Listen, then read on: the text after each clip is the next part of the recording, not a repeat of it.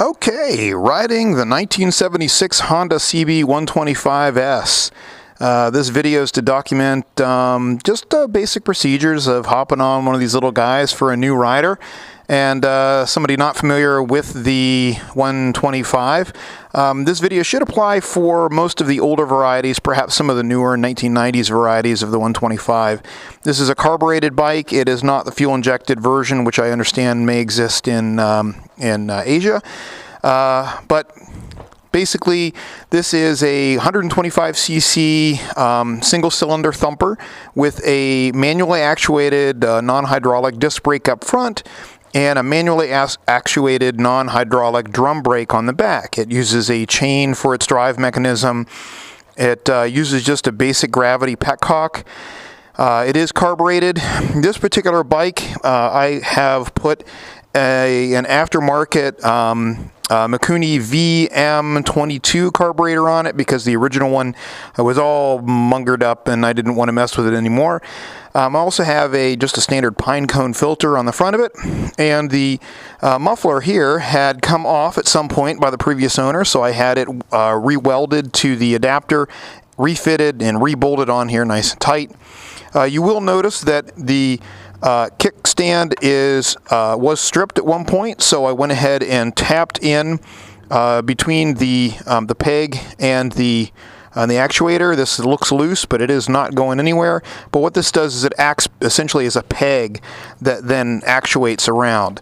Looks kind of ugly. Probably will put a smaller one of these things in at some point, but you know, it works. So basically, I'm going to show you how to start this thing up and how to do basic ride on it. First and foremost, wear gear. I've got boots on. I've got a riding jacket on. I'm going to put gloves on. I've got a helmet on, and the camera is mounted onto the chin of the helmet. It's a full-faced helmet. Big fan there. Obviously, do what you got to do in order to feel, safe according to your risk tolerances, but that's what I recommend. The carburetor on this bike, there are two settings. There's the down setting, which is the normal setting, and then there's the up setting, or cold setting, which adds a little more fuel to the mixture coming in. It's basically the choke, or it acts as a choke. It's basically a bi-starter valve. And that's used whenever you're starting the bike in the winter or when it's cold. Today it is about 78 to 80 degrees outside. I will not need this probably, so we'll go ahead and flip that down. The fuel mechanism here, the petcock, has been pointed. This is an arrow. There's a line. I don't know if you can see that right here. That's pointing to the S or stop indicator. This is on, and this is the reserve indicator. So what you want to do whenever you're storing this thing is to put it in off. That way it doesn't accidentally leak fuel down into the carburetor. And then when you want to run it, go ahead and point it upwards, straight, so that your normal fuel flows through. When you run out of fuel then, in the main, you reach down and you flip this over to reserve, and that'll hobble you home or to a gas station to refill. It's also a good idea to count the number of miles that you have run. This doesn't have a separate odometer, so you probably want to write the numbers down and just keep an eye on how many miles that you ride. Or just get in the habit of just refueling every time you get out, whatever your mechanism is, in order to keep from running out of gas. So I'm going to go ahead and point this to the on position. The key here is in the off position. The on position is right here. We'll also note that it is in neutral. I'm not going to teach you how to shift gears other than it's one down, half up into neutral, and then it has 6 gears. So you got 5 more up above. It's in neutral right now. I am going to put on my gloves and I'll show you how to start the bike. So in the meanwhile, go ahead and close one half of my garage while we're doing that. And you'll see the headlights on. It's not a bad idea before you ride a bike to take a look at the tire pressures. On this bike, 20 and 20 are good. I think it's actually 22 and 18, I believe. Maybe 18 up front, 22 on the back. But 20 is a good number. Also, make sure that it's good to check the oil level. I won't do it right now because I just did it earlier this morning. And also check signal operation. The thing is that this bike is a 6-volt batteried motorcycle. So the light's going to be real dim here. And it's going to be real dim here whenever it's at a stop. And we'll do it the other way around. And it's real dim here. And it's real dim here. But that's normal with a 6-volt battery. You can do a 12-volt upgrade to the thing, but it's a little bit pricey, kind of a hassle to do, so I haven't done it. I'll go ahead and pull the motorcycle in neutral out of the garage. And I will close the garage. Alright, this is a kickstart only motorcycle.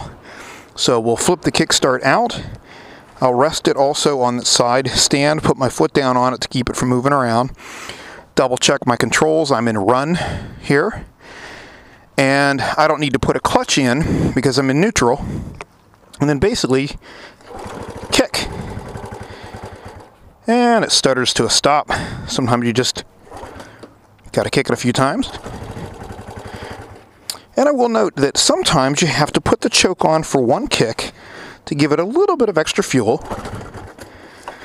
Oops. And then turn it off so that you can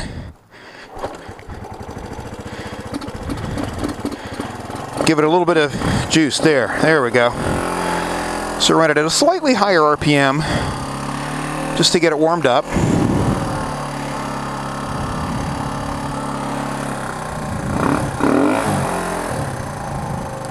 And we'll flip up the side stand, and we're ready to go. We'll shift into first gear. My clutch is in. I put my clutch in before I did that. And we'll go ahead and slowly release the clutch, and we're off and running. Alright, so we're moving along. I'm going to go ahead and close my helmet. We're all clear. And because I want to give the engine some time to heat up, I'm just not going to be too dramatic with the acceleration at first. Not that a 125 has a lot of acceleration, but I'm just going to be kind of nice and easy to it. And there's third gear. I'm not sure if you heard me shift into second. I didn't announce it, but I sure did. So we're in third gear right now, coming up to a stop sign. We'll let the thing reduce, shift down again, and then clutch out. There we go, second gear. And third gear. I'm going to take a left turn here. Shift down into second gear. Pretty puppy dog. And because I'm in a residential neighborhood, I'm going to be nice and sedate with my acceleration and shifting, especially since there's a little boy there off to the right.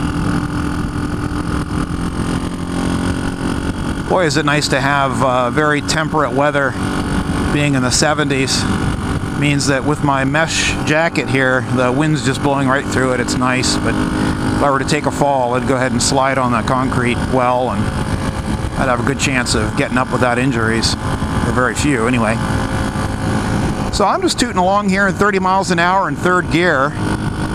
Got a stop sign coming up. You see I'm downshifting. I'm not on the clutch yet. Now I'm on the clutch. And I'm putting in both front and back brake. And I'm in first gear. And go ahead and release. There we go, second gear.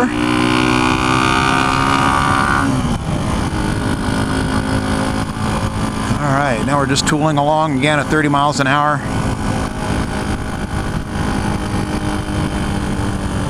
Now the engine by now is starting to get warmed up well enough. It's a little engine, so there's not a lot of metal to heat up. Now I shifted down several times to the stop to accelerate again in first. Now we're back in third gear, about 25 miles an hour. Yeah, let's take a left here on Schrock Road. It's got I think a 25 mile an hour limit on it. We'll let this car go first, then we'll slowly go out You want to gradually increase your throttle as you're releasing the clutch in gear. Because it is a small engine, it doesn't really have a lot of momentum or a lot of power to compensate for sloppy clutching. So you want to kind of time your acceleration with your clutching. Now we're at 40.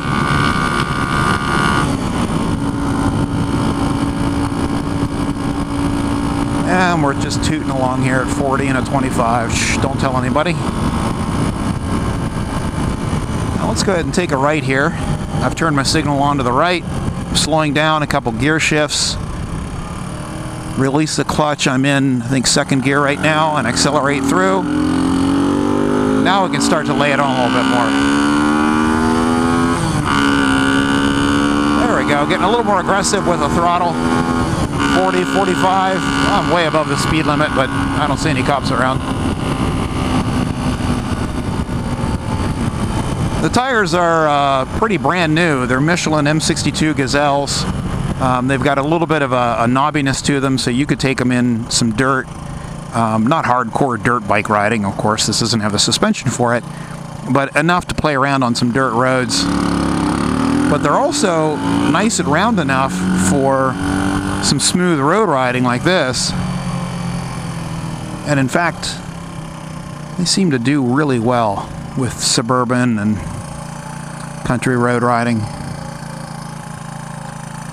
Country roads that don't require more than 45 or 50 miles an hour anyway. This will go 55, it just doesn't have anything left, you know, in power after about 50. So you don't want to get out on... Yeah, personally, I don't believe you ought to take this thing out on any road that has a higher than 45 mile an hour speed limit. So no highway, nothing more than nearby country roads, if that. This is an in-town runabout.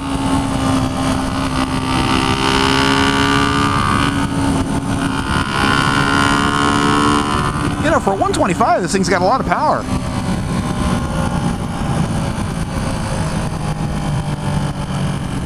All right, let's take a right here on Walnut. This is kind of a fun run. It's an idle right now, and I've got my clutch in. We're back in first gear. And so you see I don't have any foot brake on. I don't have any front brake on. It's just idling with my clutch in first gear.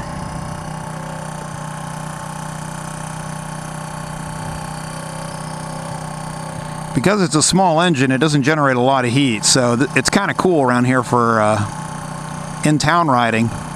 It's not like sitting on a, you know, a liter or bigger cruiser or sport bike where they're just baking your knees off at every stoplight. There we go. Get her to throat a little bit. We're at 40.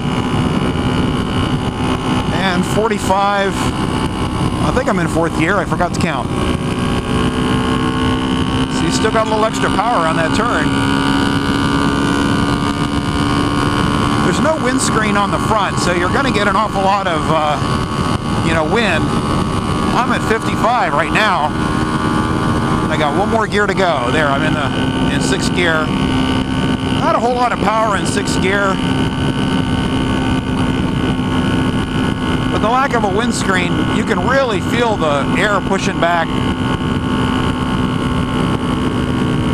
I'm going to drop down to fifth gear. I think it's got more power in this band.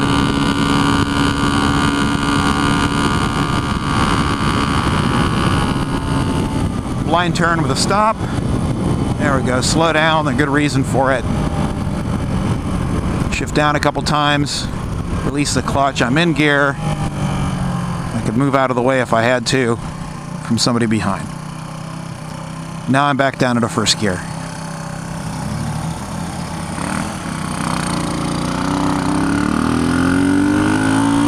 Alright, and second gear. family on bicycles is more healthy than I am. Riding a bike, good for them. So I'm at 35, and you can see I kept right up with that van. In fact, I'm not at the top of my RPM range by any means. He's making me go slow.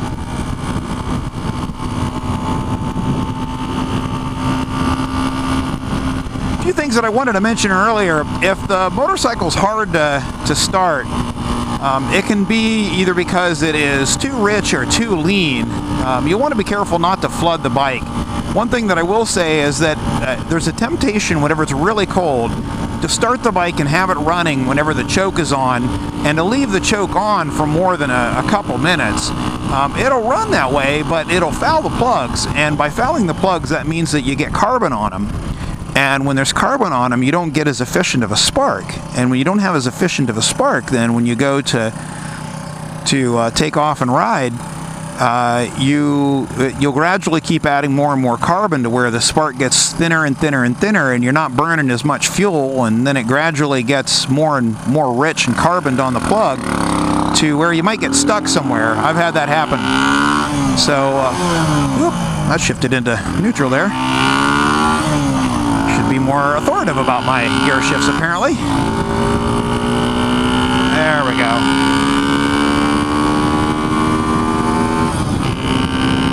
35-mile-an-hour limit, and I'm already at 50.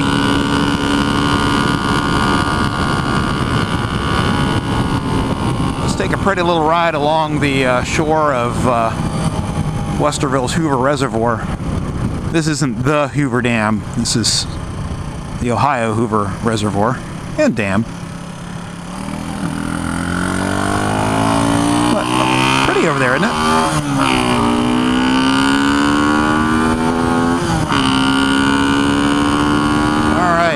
We're at 45 miles an hour, climbing about 50 now.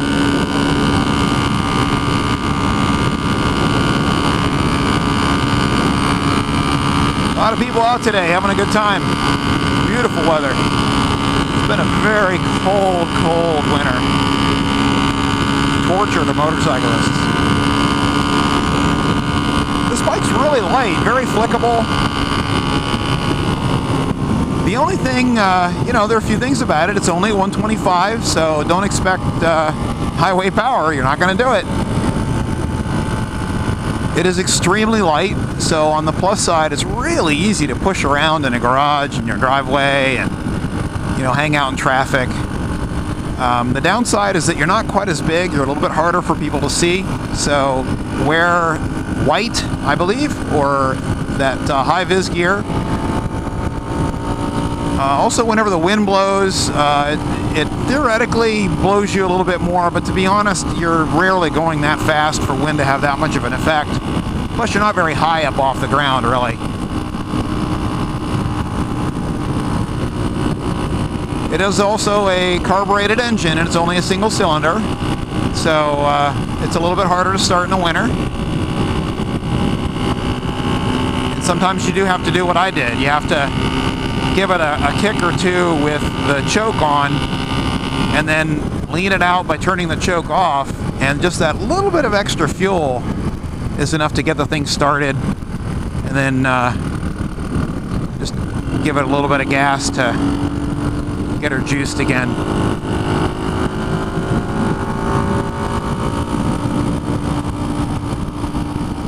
But it's a lot of fun. You see, I've got no problem keeping up with folks out here in a 45-mile-an-hour speed limit. I'm at 45 right now, and I'm not at the top of my power.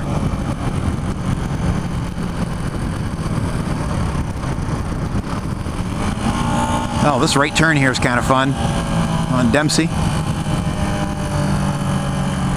So come through the turn, accelerate through the turn. A little bit too much.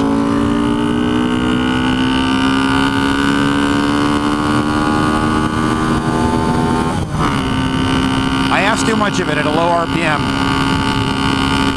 Come up over the ridge at 50.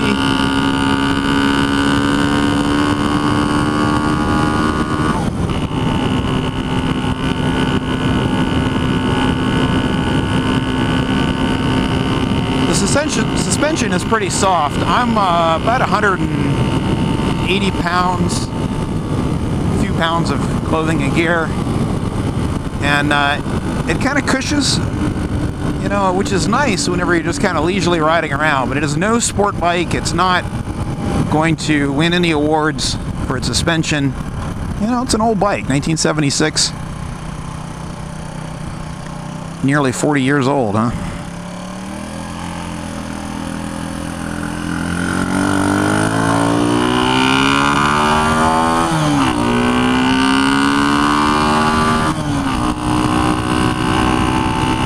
Mile an hour, I'm at 35 already, so easy to keep up with car acceleration. And a little freaking 125.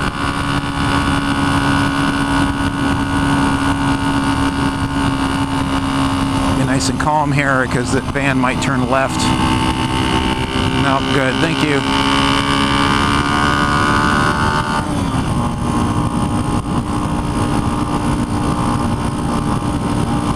You know, I've got to say, this little bike is pretty freaking fun, especially since you can throw it pretty easily in the back of a pickup truck or in a little hitch mount if you've got a little SUV with a carrier that'll hold 300 pounds or more.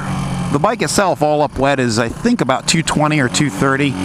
So add the weight of the carrier on there and you're probably looking at, you need to have at least 300 pounds capacity. But, you know, this would be a super awesome campground runabout. Or if you get bored riding around your neighborhood and you need to go somewhere across a highway in order to have some more fun, you know, pop it up into a pickup truck or onto a hitch and carry it there.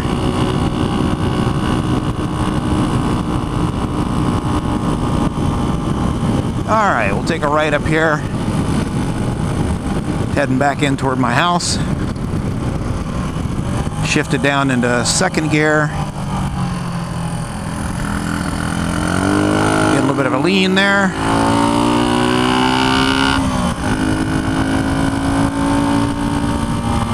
If you want something like this, but it's a lot more performant and modern, has fuel injection and everything, check out that new Honda Grom. We've got some guys here locally that have really souped that thing out and are racing it in a little 125 class races up in mid-Ohio. They're having an absolute blast with the thing. But, you know, it's $3,000 out the door plus any aftermarket accessories you put on it.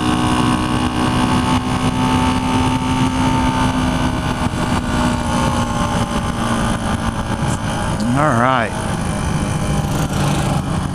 Coming back in.